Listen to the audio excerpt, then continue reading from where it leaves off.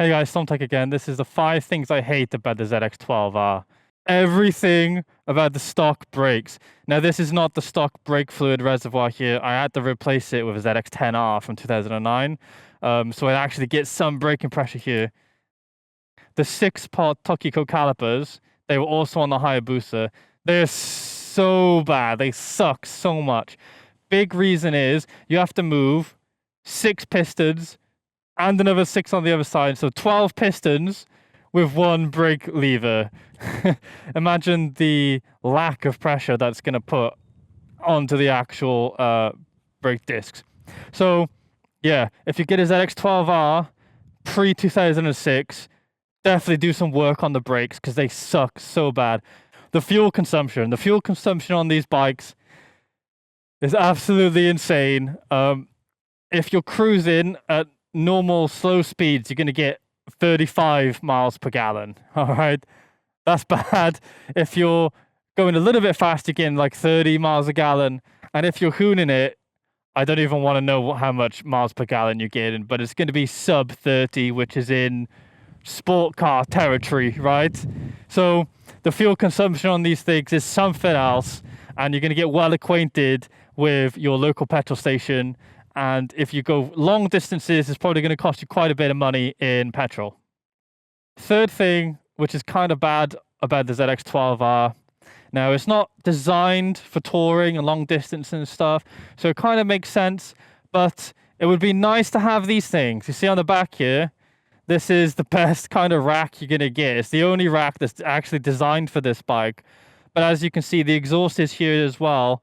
So what am I talking about? Panniers and top box support. There isn't any. There's just no support for top boxes, panniers. So if you're going to go long distance touring, going to work on the bike, that kind of thing, you're very limited in what you can actually bring with you. Not a lot of luggage space. I've ordered a bag, which is like kind of a universal bag for any bike, which is going to sit right here, and it's going to strap on hopefully to these and underneath the seat.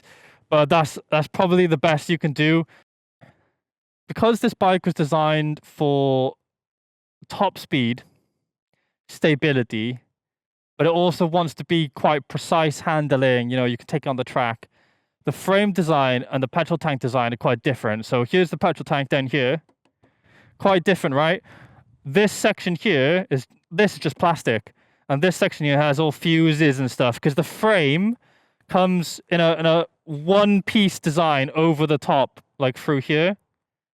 It's in one piece.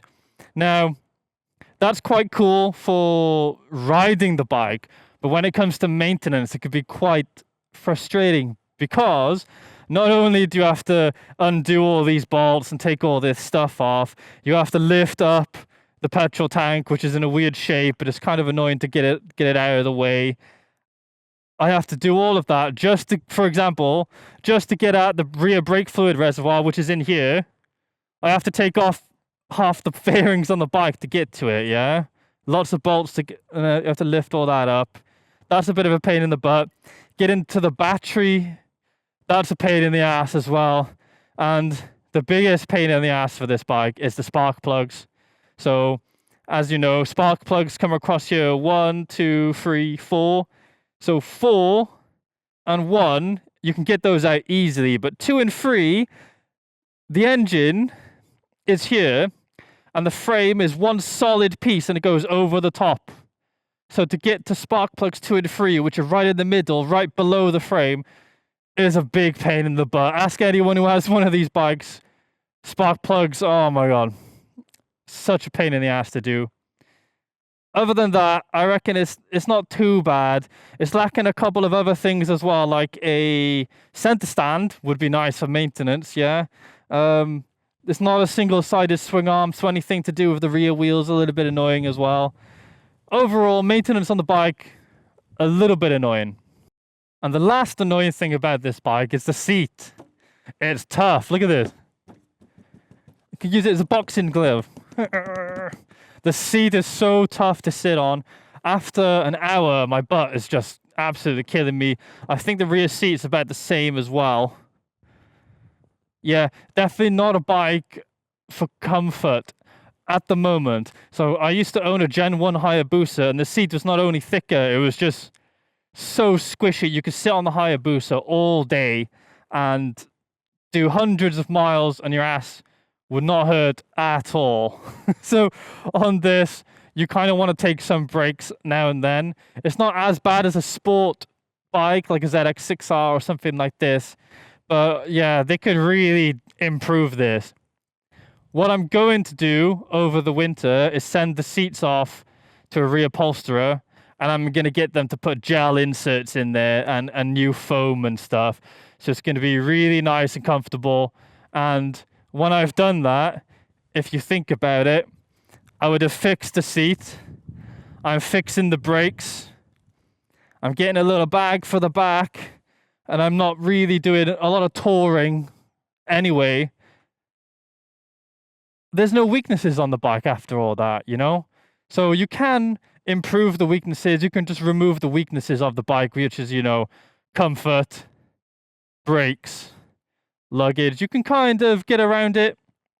Talking about comfort again, I've got bar risers on here. They're actually risen about 2 inches, as you can see here. That helps a lot with seating position, that kind of thing. It's a big bike, so you've got a lot of room on there anyway. You know, I'm not like a small dude. I'm 6 foot. I got quite long legs, and I can flat foot the bike, but also my knees aren't bent in a horrible way. Yeah, on a sport bike, your knees are literally like this, but on this, there's like a lot of room. There's a lot of room to mess around with. So overall, those are the things I don't like about the bike. I'm circumventing a bunch of them. So yeah, before you buy one, just know those things, be ready to do those things, or see if you can find one which already has those things done to it, and you'll be good to go, really.